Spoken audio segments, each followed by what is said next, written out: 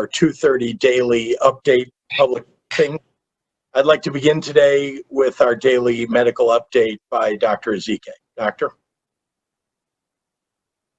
Everyone, I want to begin by acknowledging all the hard work being done by the local public health departments and all of their dedicated staff there. These are people who work every day to make sure that all of our food is safe whenever we go out to eat, who investigate pertussis outbreaks or measles outbreaks. They help in certain situations to provide vaccines to protect children from dozens of preventable illnesses and so many things. Local public health officials are working to keep us safe and are making decisions based on science. They're using studies from national and international health organizations and using the lessons learned from around the country and throughout the world to deal with this virus. As we continue to fight this pandemic, it has become so clear that there are no clear black or white answers. Everything is in shades of gray, and public health officials are working tirelessly to navigate this novel virus while balancing what needs to be done to keep people healthy and keeping in mind the very real consequences and the real sacrifices that people are suffering through as we endure this virus. Public health officials and the local health departments that they serve and lead are not the enemy. Let's remember that the virus is, so please understand the pressure that these dedicated workers are under. And with that, let me move on to the statistics from the last 24 hours. Today, we are reporting 1,677 new cases of COVID for a total of 84,698 total individuals with COVID-19 here in the state of Illinois.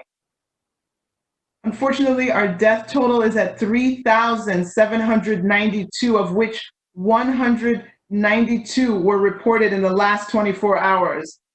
This is the largest one-day increase that we have reported thus far.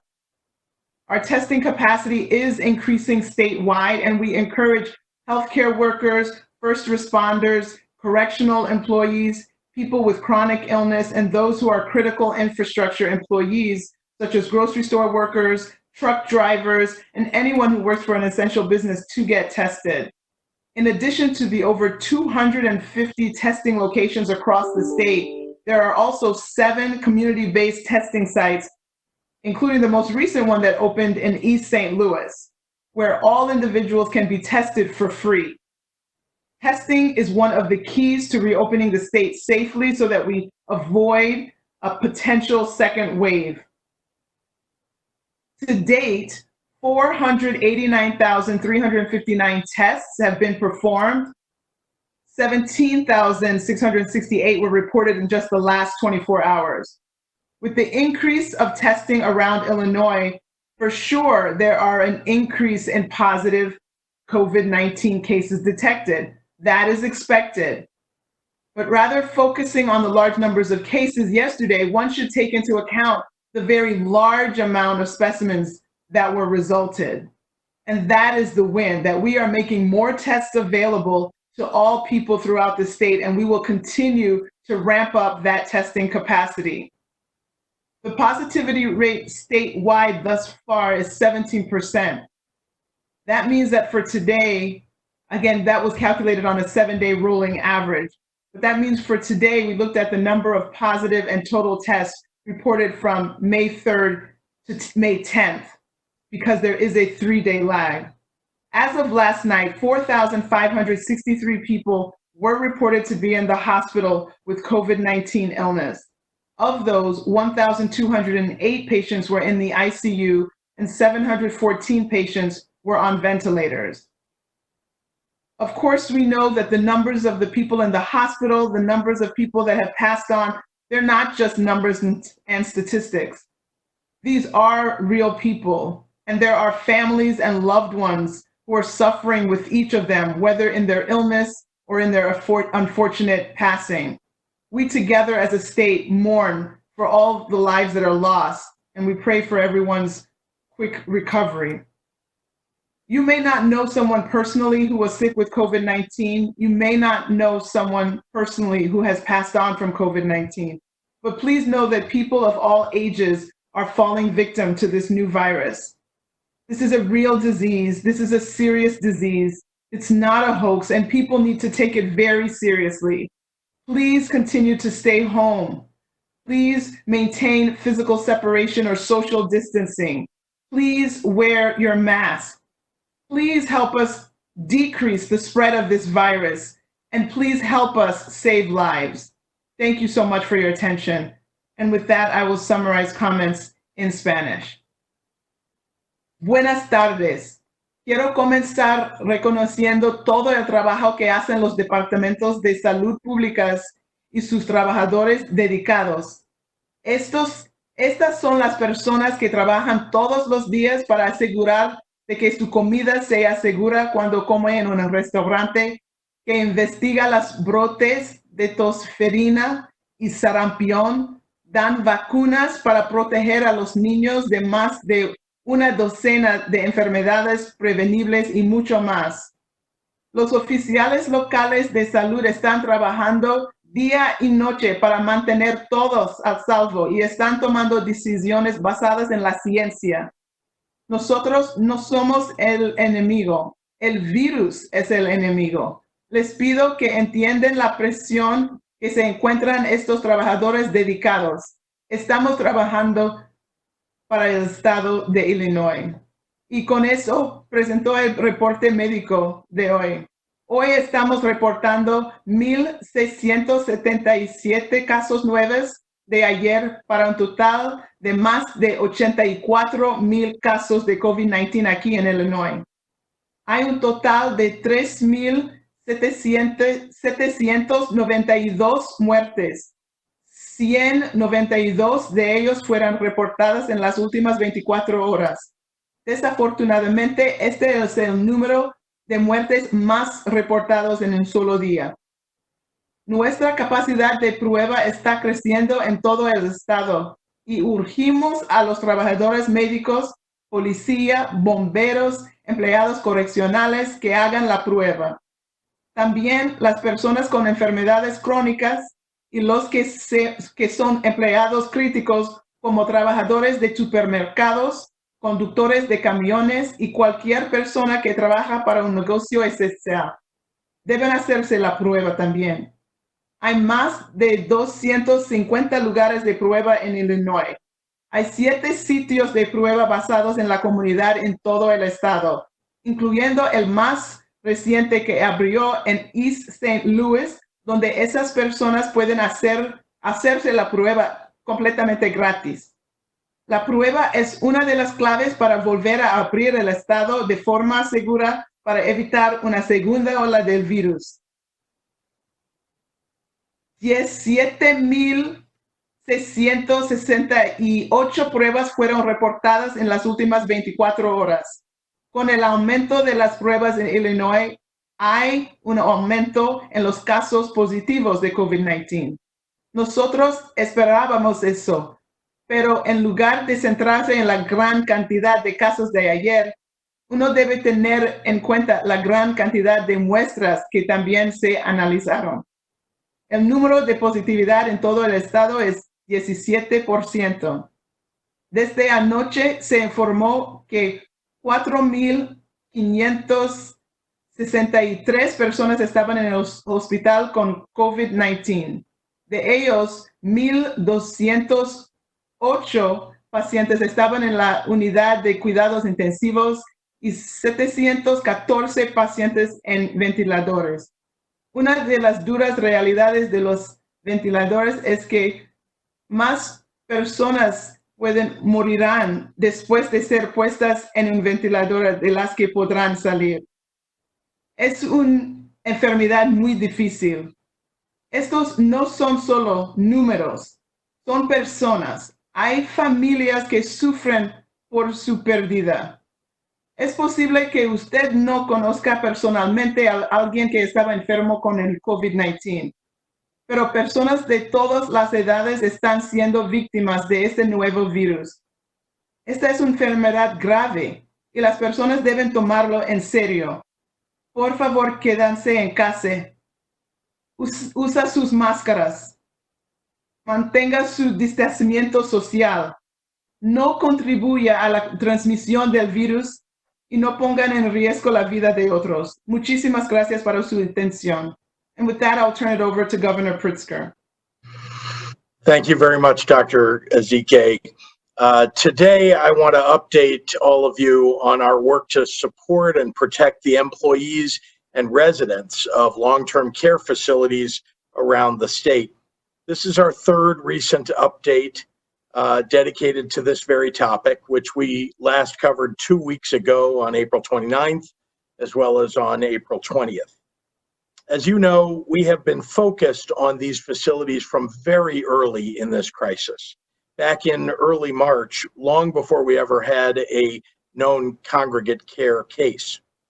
As soon as we knew of COVID-19's adverse effects on elderly congregate communities, we implemented restrictions around visitors at facilities that we control, such as our veterans' homes, and worked with the state's vast network of long-term care facilities and their governing organizations to issue guidelines to implement similarly strict restrictions and protocols.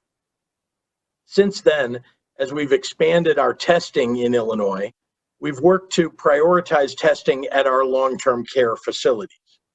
As I announced on April 20th, IDPH is providing testing of all residents and all staff at facilities without known COVID-19 outbreaks, allowing us to potentially identify early the presence of COVID-19 in a facility and to isolate those cases before widespread transmission. IDPH is also providing tests for all employees at facilities with known cases, potentially determining who might be infected but asymptomatic, and instead of working, should be in isolation. And of course, as with all healthcare workers, staff at these facilities have had some of the longest standing access to testing in Illinois. IDPH has prioritized testing at long-term care facilities home to our vulnerable populations where a COVID infection is more likely to lead to higher severity cases, especially among communities of color. Since expanding our testing, we've provided 30,000 tests to 129 facilities around the state. In addition to the IDPH-driven testing efforts, the contractual partnership that I previously announced with Quest Diagnostics has been making deliveries to long-term care facilities since May 5th. Quest and IDPH are working to scale up those deliveries and maintain a 48-hour turnaround for results as dictated by the agreement. I also want to touch on PPE distributions to long-term care facilities across Illinois. Long-term care facilities join hospitals and other healthcare facilities in being some of the many thousands of entities that the state is supporting through PPE deliveries throughout this pandemic. Local health departments are the first line of communication and support for all of these facilities. The state has delivered PPE to all 102 counties and continues to do so, including local emergency management agencies, regional healthcare coalitions, and local health departments. Again, we rely upon local public health departments to deliver to each individual long-term care facilities needed. Our state stockpile always provides a backup for them and is not the primary supplier for private businesses, such as nursing homes. Having state government fulfill each individual request would not be efficient or in any way manageable. That said, these are some of our most vulnerable Illinoisans, and in this crisis, the state is doing everything in its power to protect them.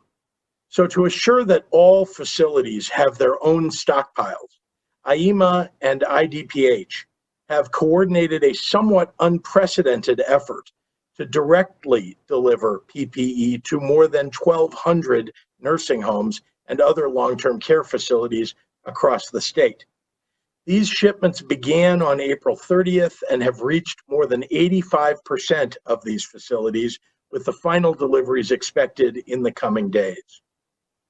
Each shipment contains PPE for managing 200 residents, and facilities with more than 200 beds will receive 2 shipments.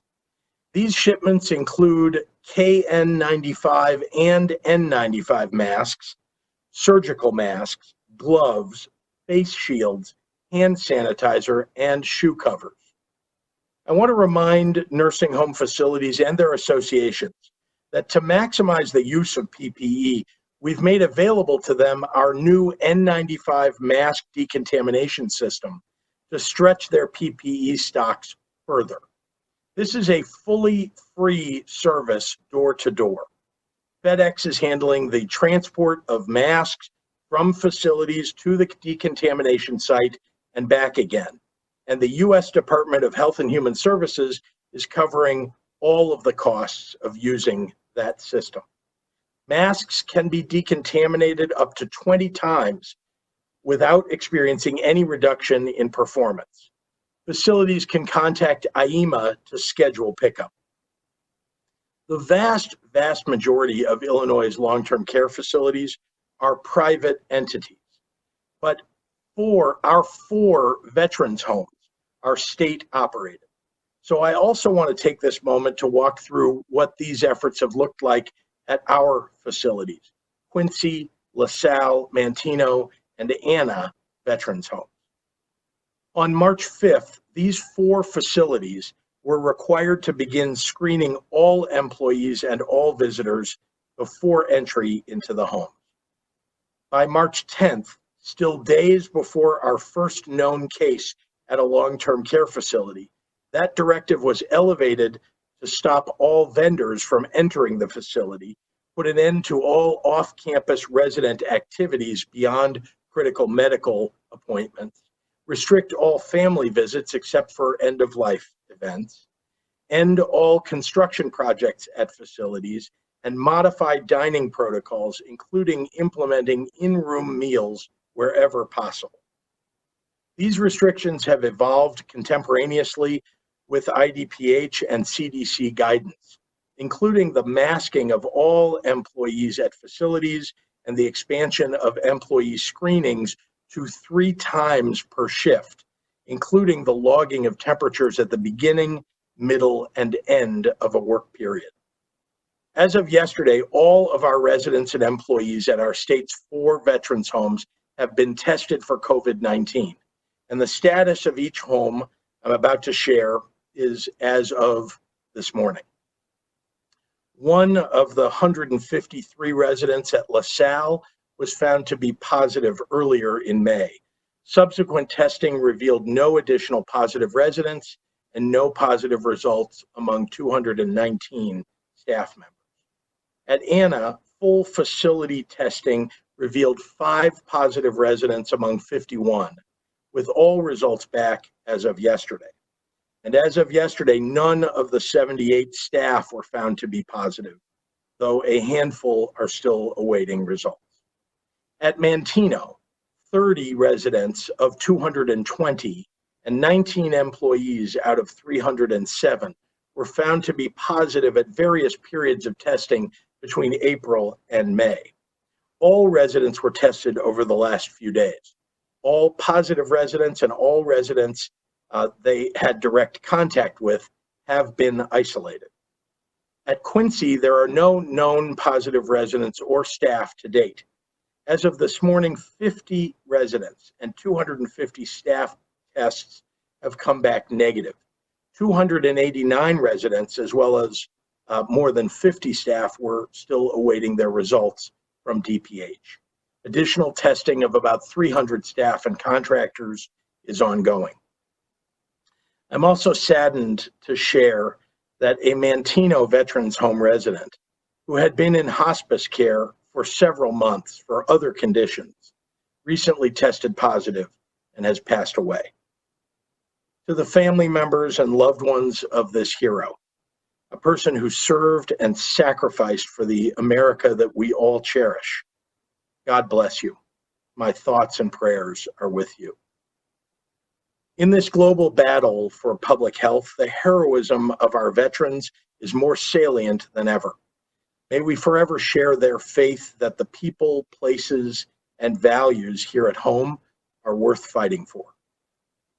The staff at all of our veterans' homes continue to operate with extreme vigilance in ensuring the safety of our nation's heroes through this crisis, adhering to best recommended protocols and isolation practices as determined by IDPH and other public health experts.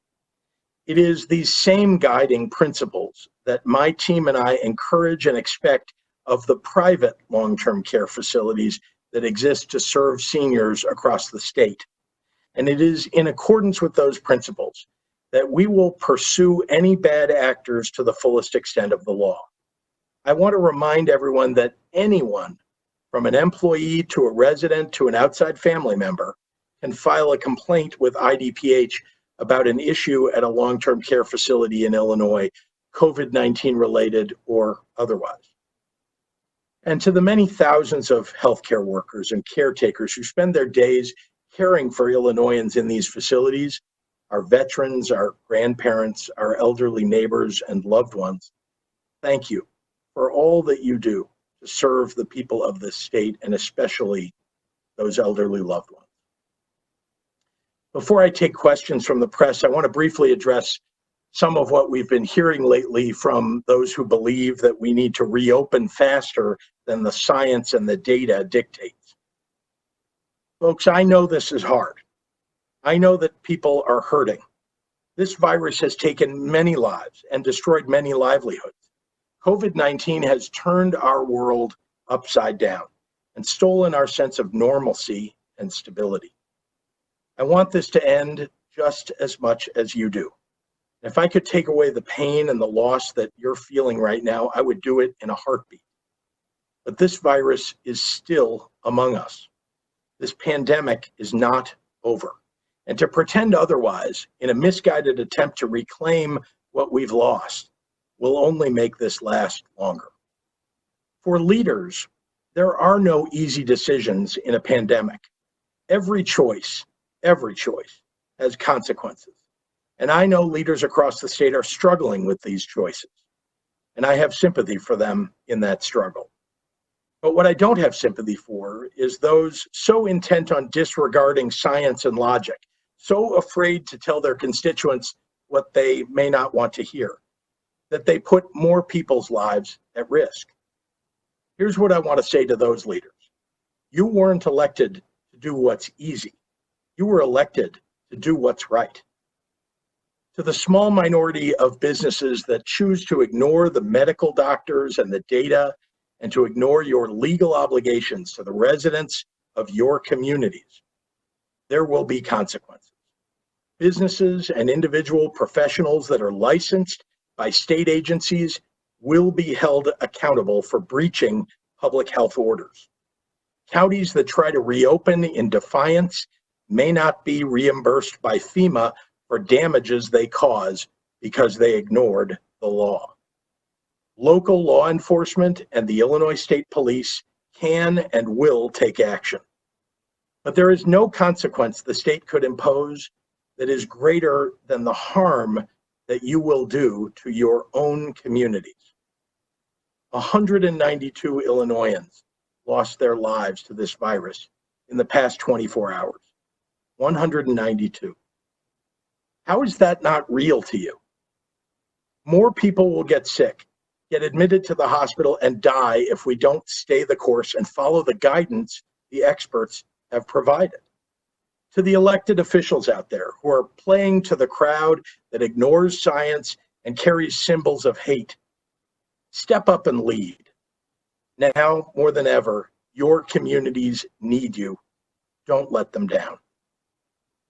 One last thing before I take questions. I want to address something that I said yesterday regarding baseball and baseball players. I want to apologize for leaving the impression that baseball players shouldn't have the right to bargain to protect their health and safety. I absolutely support that right, And I should have made that more clear. Thank you. And now I'd be happy to take any questions from members of the press. Eric from ABC7, we'll start with you. Hi, Governor. Good Wednesday to you and to Dr. Ezike. Downstate Madison County and Adams County have both authorized their own reopenings. You sort of referenced this just now, but other than withholding federal funds, what other enforcement mechanisms are you considering, and have you ruled out sending in state police? Well, not just federal funds that we're talking about. As I just said, the businesses that ignore the executive orders, that ignore the law, will be held accountable by our Department of Professional Regulation, and will be held accountable by any licensing body, Liquor Commission, Liquor Control Commission, and others.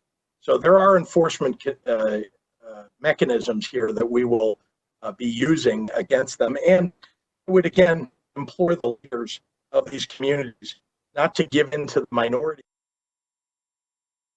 clamoring to ignore the science and the data, but instead to follow the rules, to follow the law, and most importantly, to keep the residents of your communities safe. Yeah, Greg Bishop from the Center Square has sort of a follow-up to that statement.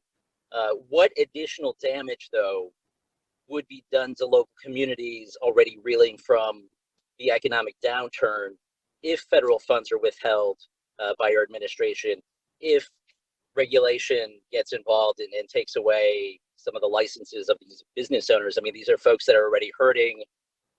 Who bears responsibility if their hardship gets even worse? Well, they're the ones who bear the responsibility because they're the ones who are not following the rules. Let's be clear. What we're trying to do here is keep people healthy and safe and to reopen the economy simultaneously. And that's what the Restore Illinois plan does. Indeed, I would suggest to everybody that they take a look again at that plan, that it is more expeditious in many ways than the plan put out by the White House. But it also takes into account making sure that our healthcare institutions have the capacity to manage the people who will get sick as things reopen in the economy. If you do it too fast, what you're going to see is an overrunning of the healthcare system, and very importantly, many people getting sick, going into the hospital, ending up in ICU beds and dying. My ABC7 colleague, Craig Wall, he asks, would you consider, Governor, getting out of Chicago and visiting some of these small mom and pop shops and restaurants in the suburbs or downstate to see for yourself how they say that they can safely reopen with social distancing, just like essential stores are operating currently? Well, as you know, I've traveled quite a lot around the state, and I, of course, talked to business owners everywhere in the state and have been doing so especially over the last 2 months as we've been trying to provide supports for them and to make sure that we're putting rules in place for phase 3 and phase 4 that will make sense for them when it is safe to open. So I love to travel the state, love to go into communities. At this point, though, remember that for me to go in, to shake hands with people, to hug people the way that I like to do, isn't going to be a smart thing for them or for me, and it breaks the rules, frankly. Meanwhile, as you know, I've been very much in communication with the state of Illinois and speaking with the mayors, city council people, representatives from all over the state. And I look forward to a moment when we have a real opportunity to get together to celebrate the reopenings of businesses and the reopening of our economy when it is safe and healthy for people to do so. But Governor, would you not benefit, from a firsthand view today of these locations, with their measures set up, with the plexiglass perhaps in some of these locations set up? Obviously you're sitting in meetings with scientists discussing models, but would it benefit you to go to some of these locations and eyeball yourself their current setup? 100%, and I would suggest to the business owners who are thinking about reopening against the rules, breaking the law, that they come to Chicago and come to a hospital in Chicago, or go to a hospital near them that has COVID-19 patients and talk to the nurses and the doctors who are on the front lines and ask them what it means to them that people follow the stay-at-home rules. Because the fact is that right now, what's so important is that people do the right thing for their neighbors, their friends, their communities, for everybody in the state. Frankly, most people are doing the right thing. And most people understand why we have a stay-at-home rule. It is a minority of folks who are breaking the rules and putting people in danger. Marianne Ahern from NBC5 asks, based on the IDPH data that every region according to that data, every region except the Northeast is already green for phase 3. Why are they not reopening now? Why do they have to wait until May 29th? Well, there's a reason why we're watching all of these regions over a period of time. First of all, if you look very closely at the data, things are not declining. The numbers that you want to have declining are not. There is a flattening of the curve, but not a decline. And so what we want to do is watch as we reopened. Remember, there were many changes that were made in the stay-at-home order on May 1st.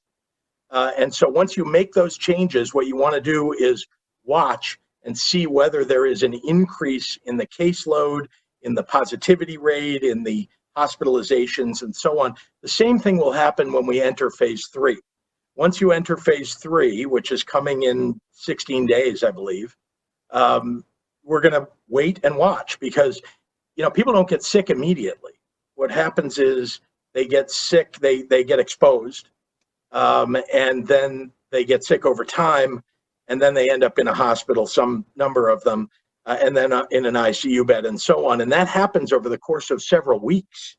So it's very important that we watch and carefully monitor what's happening in each region. But I am very glad that 3 of the 4 regions already look like they're on a path to reach phase 3.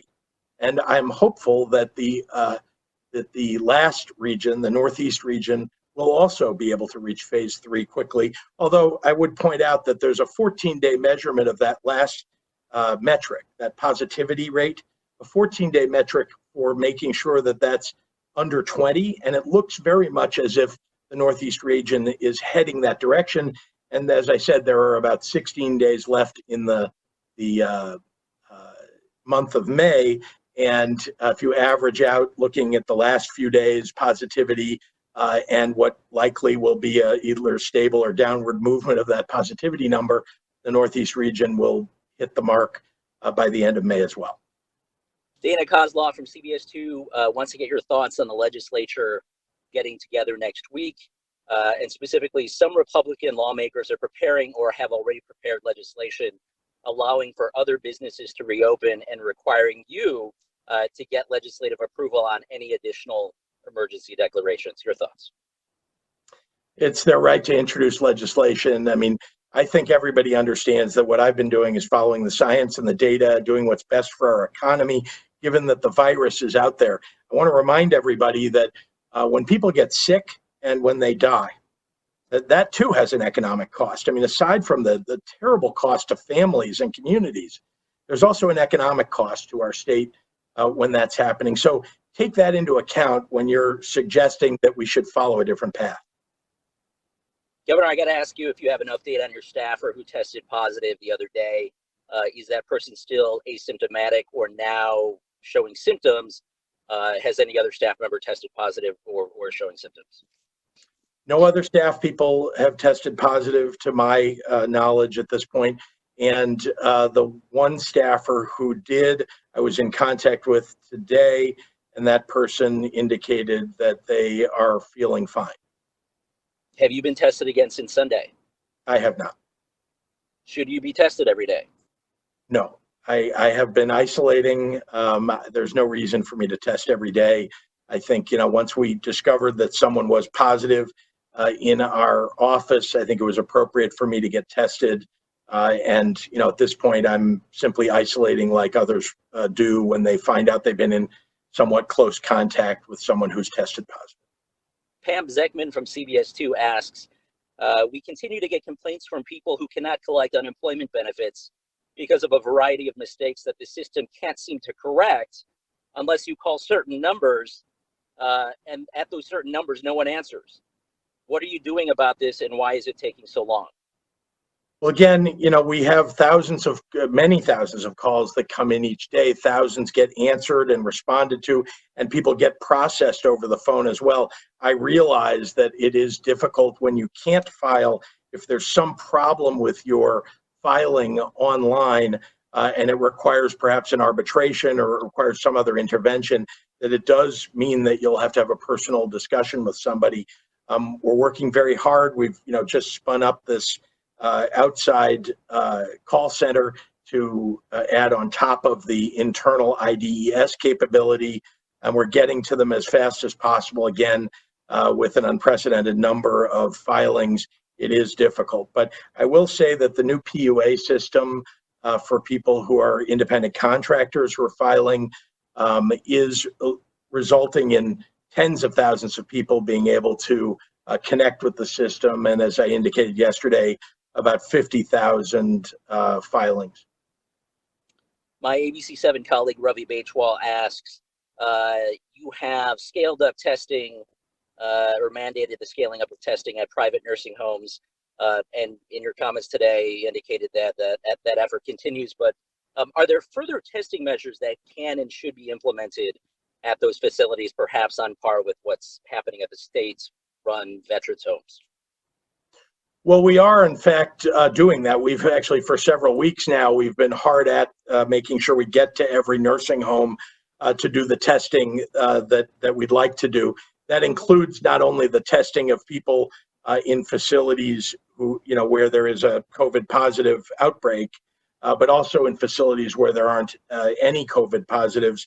We want to make sure that we're sort of monitoring our nursing homes quite closely. The White House just the other day suggested that all the states do what Illinois has been doing for some time now. Elizabeth Matthews from Fox 32, also a question about nursing homes. We are hearing from nursing home owners who are saying that testing supplies are still scarce. When can nursing homes expect more testing supplies or PPE? Is there a shortage of COVID-19 tests for those long-term care facilities? Well, there's a shortage of tests all across the country. We've prioritized those nursing homes, so they're actually getting many more on balance than other facilities or other locations are. And so to the extent that there's a facility that hasn't had testing, it's simply because there are so many in the state of Illinois.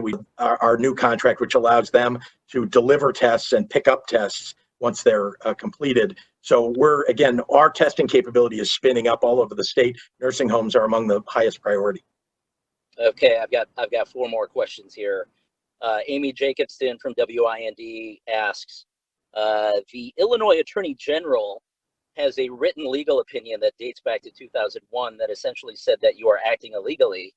You did not have the power to issue the stay-at-home order beyond the initial 30 days, according to this legal opinion.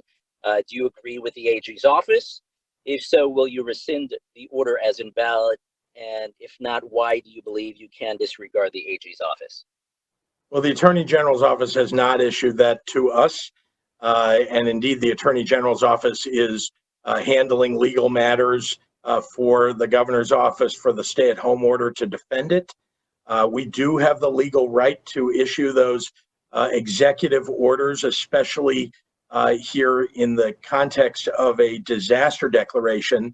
And as you know, that's something that enables the governor of the state to take actions to protect the health and safety of people across the state, and that's what I've been doing. Tia Ewing from Fox 32 has a question regarding Willie Wilson getting 100 pastors to go against your stay-at-home order. Have you reached out to Willie Wilson? What will you do if those pastors have service on Sunday? Well, no, it's a ridiculous call on the part of Willie Wilson. The idea of encouraging pastors to bring what amounts to a large population of elderly African Americans to church to get together, not only in defiance of the executive order, but also putting them at significant risk. Think about it. We're talking about senior citizens who, as we know, are a vulnerable population. And add on top of that, African American senior citizens, most of those that he's talking about, and they are especially vulnerable as well. Those double sets of comorbidities. Putting those groups of people together in large groups is an enormous mistake. And I would suggest that Willie Wilson do his homework, that he look at what the science and data says, that will do to people that obviously I care deeply about, and I assume he does too. Two questions for Dr. Ezike, one from Phil Rogers, NBC5, who says, we are trying to compute data, and there seems to be a problem with the website. In your historical data for number of tests performed, it's the same number every day for every county for the last 10 days, only the number of positives change. Why hasn't that data been updated? Or is there another place where we can get the proper numbers? We're trying to compute positivity rates, but can't do that if the data is not complete. Yeah, thank you for bringing that to our attention. I can make sure that the data team and the IT team looks into that and make sure that those are updated for you. Thank you so much. Mark Maxwell, WCIA, says, in April, Dr. Ezike, you said that even cases, quote, with a clear alternate cause of death who tested positive are listed as a COVID death. Yesterday, you indicated that IDPH is trying to remove those obvious cases. When did that process begin? And can you explain the process? If it's not a forensic pathologist performing an autopsy, then who is doing that work to determine the actual cause of death? So we are calculating, obviously, the numbers.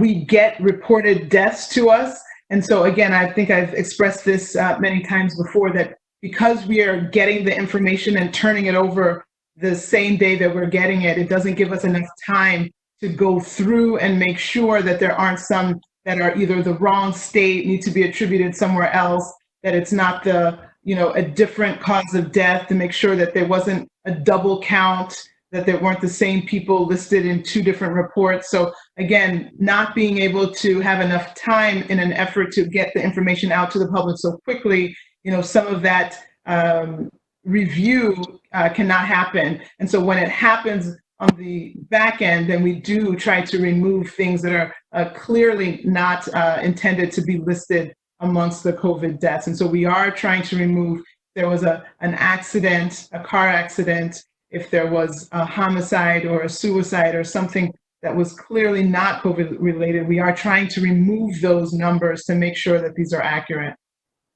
I just wanted to wrap this up with a question that I had for the doctor regarding, I think last Friday I asked you if you had a snapshot of the possible cases of the child inflammatory syndrome that we're seeing across the country. I think New York is now reporting more than 100 possible cases related to that.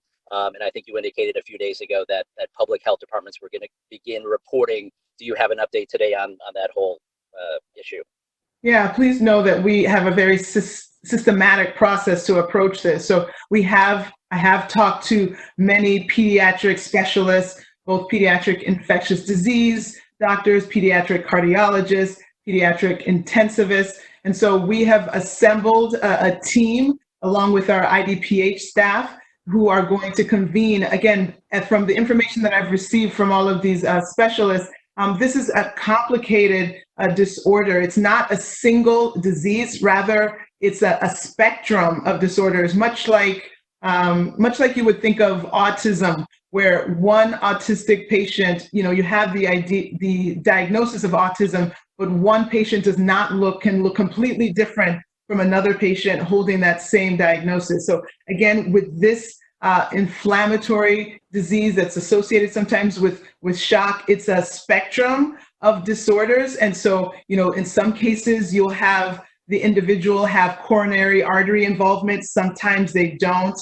Again, that's why there is a team of specialists that are convening so that they can come up with some agreed upon criteria that will be used, that IDPH will then put out the guidance saying, this is the criteria, these are the features that we're looking for, this is what we want you, when you see it, to report to IDPH. So, again, sometimes information gets ahead of itself without getting the due process and the due diligence. This is not a situation of COVID with Kawasaki that has been reported repeatedly in the press.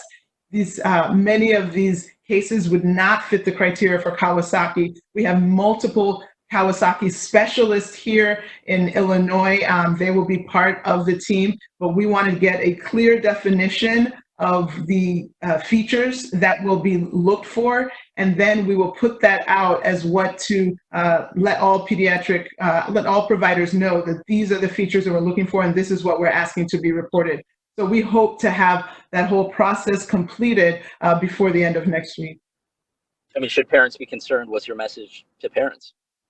No, obviously just as we're saying, like kids who need to see their pediatricians for their well child check so that we can follow up on development, follow up on their growth, get up to date with vaccinations. We also, if you see any symptoms that are concerning, absolutely, we do want people to seek care. You can call your provider. We think that most pediatricians, most providers have in this time since the beginning of the identification of coronavirus have taken the appropriate steps to make sure that their offices are safe, that they're limiting the number of patients that come in at a certain time, that their staff is masked, that they're prepared to have, masking for their patients. So I think we definitely don't want to put off needed care. We don't want to put off important preventative care, and that's for adults as well. So people should seek care if there's any concerns about their children. I know people can start off, pediatricians, we're always on call. We take calls all through the night as well, but definitely reach out to your pediatric providers and get the care you need. We don't want to miss additional cases. And please know that even when this guidance finally comes out from IDPH, providers will be asked to look in arrears and look to see if there were cases that fit this definition, if there are cases that fit the features that are eventually delineated, and they will go back and still report those. So we're not going to lose cases that may have occurred. I think I've heard of 3 for sure that I know of, but perhaps there's more. I've talked to many providers at different institutions throughout the state to try to get a handle. I don't know that we've had as many as New York, but when we put the official guidance out and release that to our providers, we'll be able to see what it brings forth. Okay, Eric, thank you. We're going to move to questions from our other reporters. This is from Kelly at Block Club. In factories with a cluster of COVID positive cases among employees, at what point is the state stepping in to ensure the safety of essential workers? What enforcement measures are being taken to make sure private companies are following proper safety measures? Yeah, there are 2 ways that those get enforced, if that's the question. One is through the 3 ways, really. The Department of Labor, of course, complaints that are filed with the Department of Labor, complaints that are filed with the Attorney General's office, and as well private actions that people can take because of the negligence of the employer. This is from Greg Hines, who's supposed to be our pool reporter today, but we couldn't get him to work, so we're going to ask his question. The number of positive test results have been soaring in Illinois in the past 2 weeks, sometimes leading the entire nation. Some of that is due to more cases, but to what extent is the increase telling us something about how far COVID has spread in the state? Dr. Ezike, he'd like you to answer that one. Thank you for that question, Greg. No, the issue is we have more testing. I think we've always known that if we saw a day in the early days when we had very limited capacity and could do maybe 100 or 200, that if you did those many tests, you would get a certain number of positives. But we knew that for that one positive, that wasn't the only positive in the state. For every positive, we know that there were many other people who did not get tested, who had similar symptoms. But, in fact, we were telling people to stand down because we didn't have the capacity. We said, okay, if you're a pretty healthy person and you have mild symptoms, but you were in contact with someone who was diagnosed, yep, you probably have COVID. So just isolate yourself. At that time, I think we were saying stand down for 14 days from the start of symptoms and then get better and then return. So we know that for every one, there were like many additional people for each one case that were positive. With us being able to test more, we're just getting to those actual numbers. But again, we know that there have been people who were sick and couldn't get tested. And we know other people who were around a confirmed case who probably were COVID positive also. So I think we should be looking at the denominator and seeing that it's a great thing that we're increasing our capacity for testing. As you look at the percent positivity, it's not that our percent positivity is going up. That's not the case at all. So the concern that, oh my goodness, maybe things are getting worse in terms of the higher numbers of cases, are because we're testing more people. But overall, I think our positivity rate is not going up, but we do all want to know what our status is. And please, can I please emphasize that having one negative test or even one positive test, that is not your status indefinitely, right? People do recover from the disease. So once you're positive, that doesn't mean you're forever positive.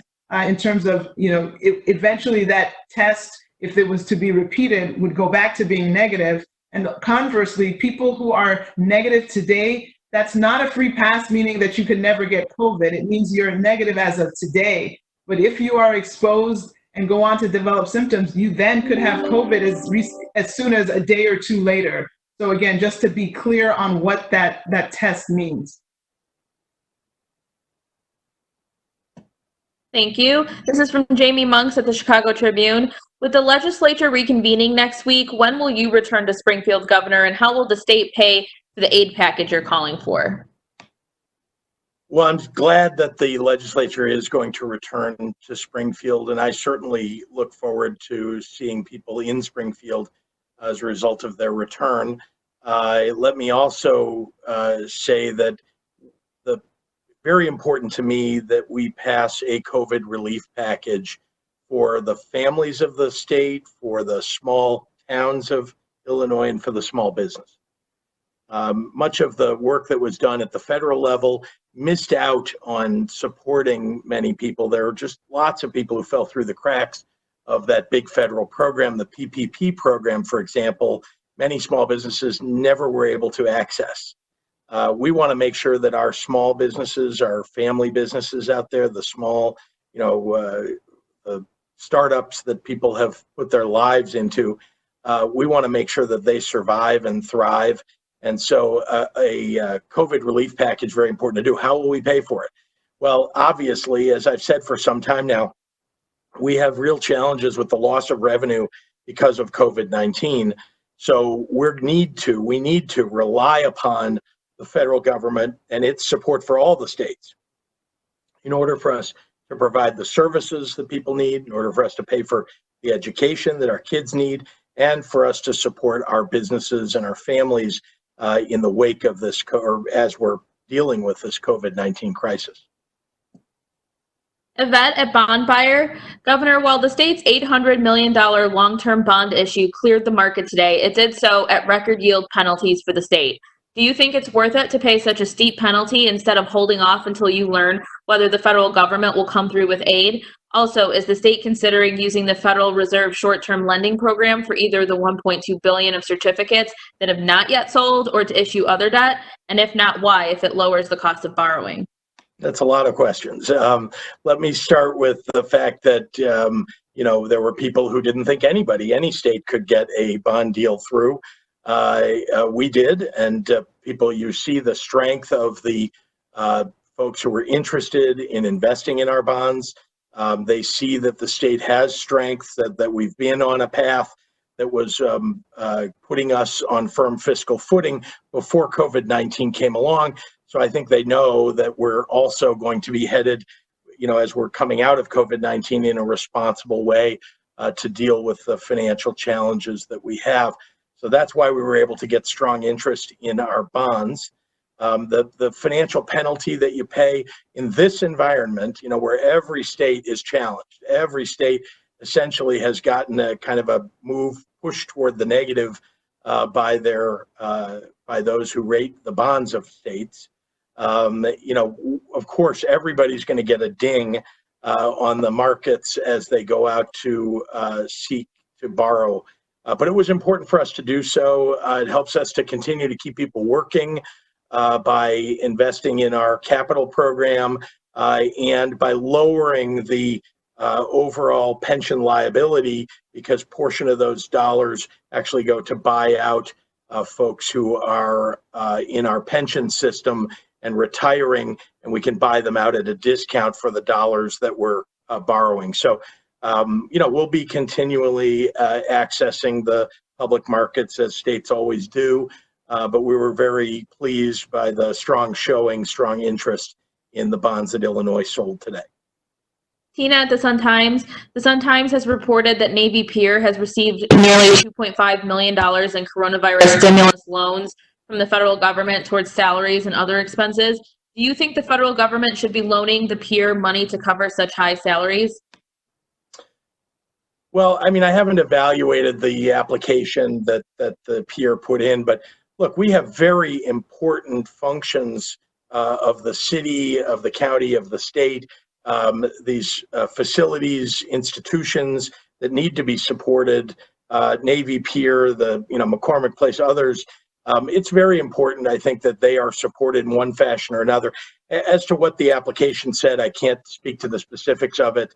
But as as an institution, I think it's important for us to preserve those parts of Chicago that will be very important for us to come out of the crisis that we're in now and to come out of the financial doldrums that we're in now. People will want to go back to Navy Pier, and we need to make sure that the pier is strong. Molly Parker at the Southern Illinoisan. When does the state anticipate offering guidance to state universities about when it might be feasible for the fall semester? Is it realistic for them to plan for on-campus learning? And what do you anticipate might be feasible for college athletes, which are a big recruitment tool? First of all, our Board of Higher Education and our community college boards both will be considering whether or not and when the universities and community colleges will be opening. So I'm not going to render an opinion about whether they will or won't, but it's important to me that we get kids back to school, and I'm determined to see that happens. Having said that, again, we're all kind of watching the numbers and watching the progress here that we're able to make against COVID-19. What was the last part of the question?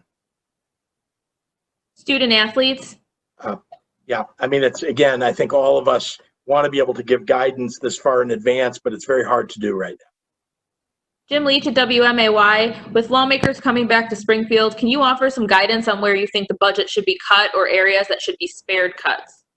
Yeah, well, we're going to have to work on this together, the legislature, Democrats and Republicans, if they're willing to work with us. It's important that we have a plan here for balancing the budget. We have challenges that really require the federal government to be involved. In terms of areas that I think are vital for us going forward, how important it has been to me to lift up, to improve our Department of Children and Family Services. To see that cut in any significant way would be really damaging, frankly. I think that's one area where that I can identify that I really don't want to see us do any damage to the progress that we've already made and keep us moving in a forward direction. There are other things, we talk about something important that nobody paid attention to before, the Department of Public Health. We need to invest in our public health infrastructure, and now more than ever, but we'll need it now in this COVID-19 crisis. But you know what? I think everybody realizes there could be another pandemic that comes along, another healthcare crisis, public health crisis. And so we need to invest in the fundamentals of our public health system, including our county public health system. So there's a lot that I think we're going to have to work on in this budget, but vital to this is getting support from the federal government. There's no chance that we won't have to suffer severe damaging cuts to higher education, to K-12 education, to basic services that people need. If we don't get any support, that's what's going to happen to our state. We're going to see just an enormous hole where we've made so much progress. Brian Burrow at WGN Radio. A pork processor in Kane County has reopened with new PPE and new social distancing policies, but a processing plant in Rantoul is partially closed due to an outbreak. How many meat processors are still offline in the state, and are you confident when workers return to the facilities and new policies are in place that they're safe? I can't speak to the number. I'd like to call on Dr. Ezike to talk about how we're dealing with those meat processors. But suffice to say that we've jumped on top of each of those situations to make sure that there's significant testing and significant PPE to deal with those situations. So. Yes, and we have been involved in many of these situations, along with the local health departments, along with the CDC, along with NIOSH, which deals with occupational and safety hazards. And so we are usually very able to give good guidance in terms of if a place closed, in terms of the industrial and environmental cleaning. Many times we are helping to orchestrate the mass testing of staff or identifying the staff that needs to be tested. We also want to make sure that staff knows, just in general for workplace safety, we want staff to know that they have rights and that they have to practice social distancing, and we want people to be able to speak up if they think in these different work settings that we aren't, that the appropriate social distancing is not being performed. So I think we have been involved in many of these, along with the local health department. We brought in the federal assistance. We actually have on-site federal assistance that we're expecting to come in to help with some of these ongoing challenges. So again, it's been a multi-level, all levels of government involved, all hands on deck approach to these situations. And we're hoping that as we go forth, we will just be able to be more seamless in how we roll out the protocols, and that other companies in the same situation will be able to take not only the preventive strategies to try to prevent it, but when cases are identified, we'll be able to move quickly to keep people as safe as possible and to do the required steps to make sure that operations can continue and that workers are kept safe. John O'Connor at the AP. As you have noted, community health centers are doing COVID testing and have boosted testing numbers. On Tuesday, you mentioned stability payments for hospitals. Wasn't there similar aid promised for the FQHCs? Has that been distributed, and how much will it be?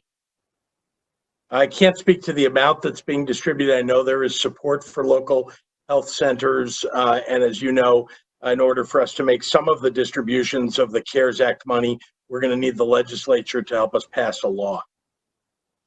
Yeah, and John, I'm happy to get you that information as soon as this is over. This is from Ryan at WGLT in Bloomington. There's a lot of concern about the drive-through testing site, which is closing tomorrow. You said it was only averaging 26 people per day, and that there are plenty of other testing options in Bloomington. We think you may have been given bad information. Is your administration willing to revisit the decision to open alternative sites here in Bloomington? Yeah, what's important to us is that people get tested, and there were many, many days of the drive-through testing in Bloomington in which it was underperforming. I was citing one day. I have to admit that, there are different numbers run through my head. I remember that being one of the days of Bloomington. The fact is, though, that what we want to make sure that happens is that people actually use the drive-through testing. The other drive-through facilities have done much, much more.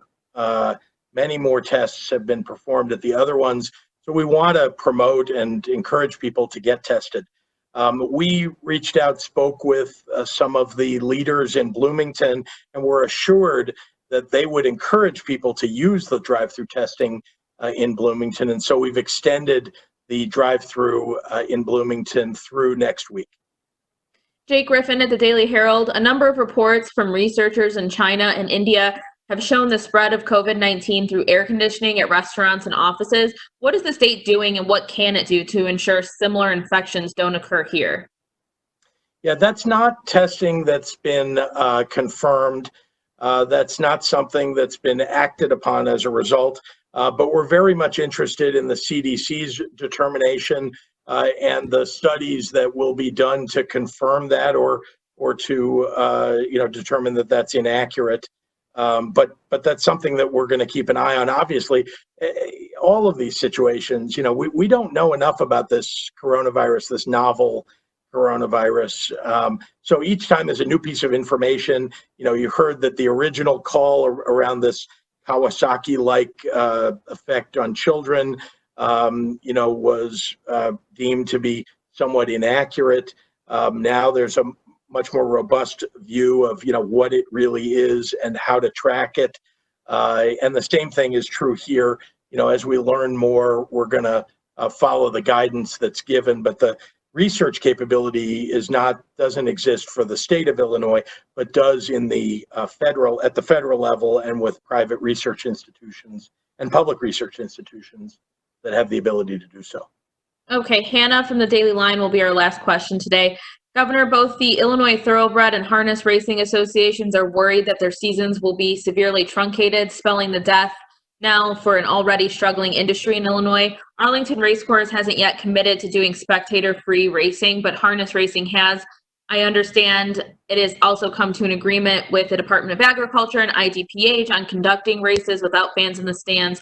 When will both of these types of racing be able to commence so the trainers will be able to earn their living? When it's determined that there are rules that will keep everybody safe. That's the most important thing. I mean, obviously in our Restore Illinois plan, we didn't list every single industry, including harness racing or horse racing, but we are making sure that each industry has a set of guidelines, and we've encouraged industry leaders. In fact, that's much of what's happening and been happening over the last number of weeks and weeks going forward. What the proper rules should be in each industry. You know, how far apart do people need to be? Can they safely distance on the backstretch, for example? And, you know, when they're lined up in a race, you know, how far apart do they really need to be? Do they need to be in stalls that are, you know, 2 apart, for example? So because you have jockeys, of course, and not to mention the trainers or the people who are working with jockeys at the start of a race. So all of those things need to be considered. Obviously, you know, as we've talked about with other major league sports, there will not be, at least at the beginning, fans in the stands. But it is possible, I think, to see that, at least I can imagine that there will be some approval at some point for all of horse racing. But again, I'm going to leave that to the experts, particularly the doctors, to make sure that everybody can do it safely. Thanks for watching, and if you haven't already, please consider subscribing to our channel. And while you're at it, please leave us a comment. Thank you for watching.